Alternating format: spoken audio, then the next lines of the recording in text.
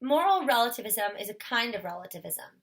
So first, let's talk about relativism in general, and then we'll move on to moral relativism. Imagine that it's 56 degrees Fahrenheit, 13 Celsius, and there's three girls in a room hanging out. The first girl, Sahar, that's me, says, "Man, is it cold in here?" But then Sarah says, "Actually, I thought it was really warm." And the third girl, Sarah, says, "I think it's just right. Don't you dare turn the heater up or down." Okay, it's the same temperature for every single person in the room. They're all in the same room. But each of the three girls perceives that same temperature differently. One thinks that temperature is cold, the other thinks that the same temperature is warm, and the other one thinks that that same temperature is just right. So who's right? Is one of them right about whether it's cold or warm or just perfect, or are they all right? Or are they all wrong? Now, we can say it's cold for Sahar, who's cold, and it's the temperature itself is hot for Sarah, who feels hot. And when you're talking about Sarah, it really is the perfect temperature when you're talking from her perspective. That idea is called relativism.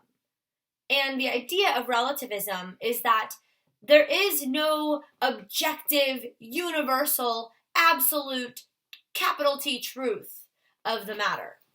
Instead, for each person, as they perceive it, that is the fact for them. Meaning there is no shared fact among the community about whether the room is cold or hot. And we can do that about any topic, not just temperature. But when we ask, what is moral relativism? The content about which we're thinking has to be about what's right and wrong, what's moral or permissible or immoral, impermissible, morally speaking. The idea of moral relativism is that there is no absolute, universal fact, capital T, truth of the matter when we're talking about whether abortion is right, or murder is right, or littering is right, or lying is right or wrong. So a moral relativist will say that either individually speaking, for each person, the fact of the matter about whether something is right or wrong depends on the individual. Or we might zoom out and say for the family or for the culture or for the time. So a moral relativist could say that if somewhere on the globe there are communities who see stoning people as the correct method of justice, then for that culture, that is right.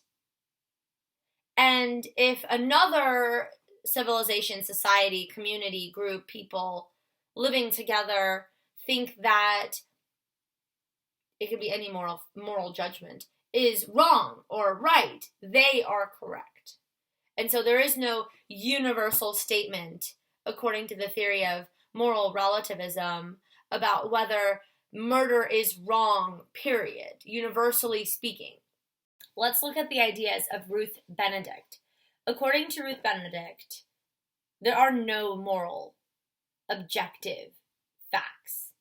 So she is showing us that moral relativism is true to her.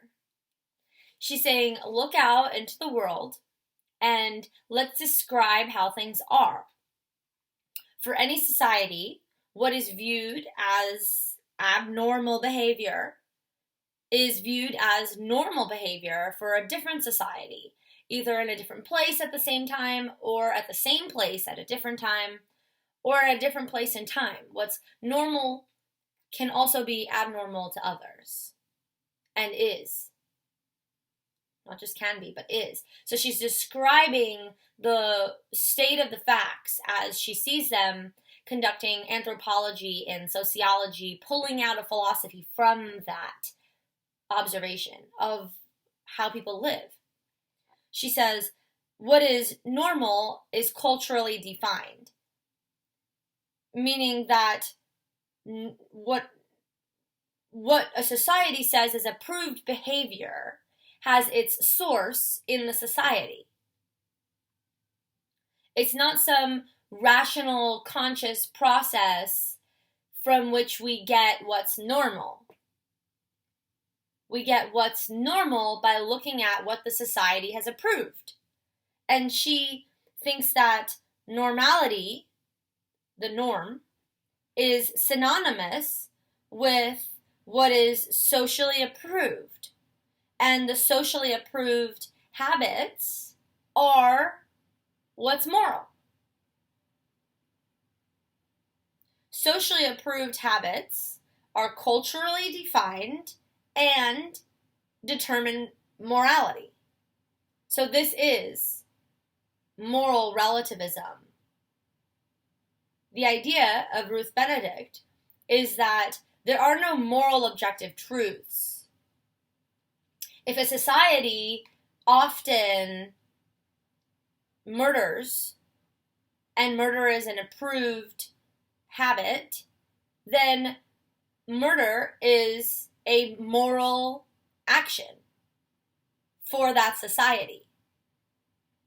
If another society does not approve murder, then for that society, morality says do not murder.